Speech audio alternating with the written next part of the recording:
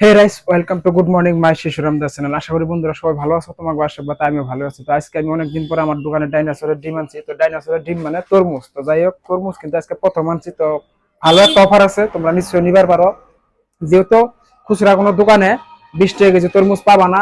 লালের গ্যারান্টি আছে, লাল যদি না বাইর হয় ঘরের থেকে রিটার্ন আনবা, আমি পয়সা ডাবল দিব, আমার চ্যালেঞ্জ।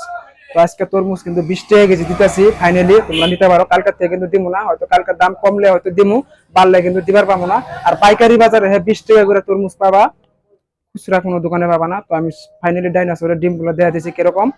তো আমার তোমরা ভালো পাও যদি বিয়া করো, সরি বলেছে, মানে আমার যদি ভালো পাও নিশ্চয়ই আমার ফলো করো, এটাই আমি চাই। তো আমি ডাইনোসরের ডিম গুলো দেখাতেছি কিরকম, দেখো কত বড় বড় ডাইনোসর। আর ডাইনোসরের ডিম কিন্তু 3 কেজির উপরে আছে, 2 কেজি 1 কেজি নাই আমার দোকানে ফাইনালি। আরো ডাটা গুলা দেখছো কি সুন্দর, এরকম আছে ডাটা। তো ডাটা গুলা যদি নাও খাও, ফুলের টবের মধ্যে হয়তো হাজারে খবর পারো, এরকম অনেক বেশি ভালো লাগবো। আর সবজি কিন্তু একবারে কমে গেছে মার্কেটে, মানে বাজারে সবজি নাই, একবারেই নাই। মানে কি কম, মানে বাগুন ঠাগুন কিছুই কিনবার পারি নাকি, মানে নাই, মানে আনমগন থেকে মানে মার্কেটে সবজি নাই। ফুলকপি বাঁধাকপি সব চেরা ধরে গেছে গা, পয়সা গেছে গা। তো ধুম্বা আনছি, ধুম্বা কিন্তু অনেক মোটা মোটা, কি করবো মানে ধুম্বাও পাই নাই। আজকে আমার মনে বহুত অশান্তিতে সবজি পাই নাই।